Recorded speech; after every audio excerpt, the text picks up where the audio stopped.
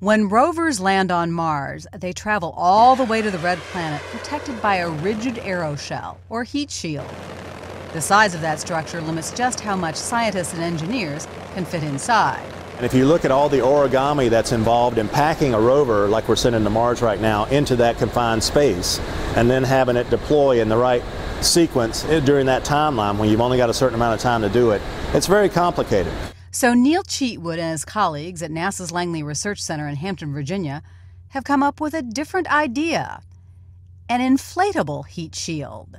In our case, we're using inflatable because we can get a giant heat shield into a very small package and able to open it up, and so we can carry much larger vehicles into an atmosphere. The first flight demonstration of the concept is the Inflatable Reentry Vehicle Experiment, or IRVE, a series of inflatable rings covered by a thermal blanket.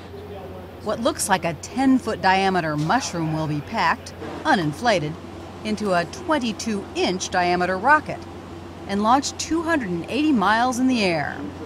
Cameras and instruments monitoring its every move, temperature, and pressure on the way back to Earth. We will launch IRVE-3 on a sounding rocket out of Wallops Island. It will go up into space, inflate to reentry shape, and perform its reentry experiment, and it will radio the data back home. When the experiment is over, IRVE-3 will land out in the Atlantic. IRVE-3 has been tested and retested on the ground to make sure it can withstand the heat and force of atmospheric reentry.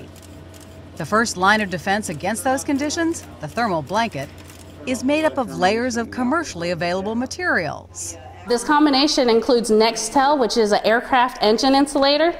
We use Pyrogel, which is a pipe insulation material, and then we use Kapton-coated Kevlar. Kevlar is the same stuff that police use in bulletproof vests. The inflatable rings are also Kevlar. It sounds counterintuitive to folks. Oh, you're using, some kind of inflated donuts to work as a spacecraft.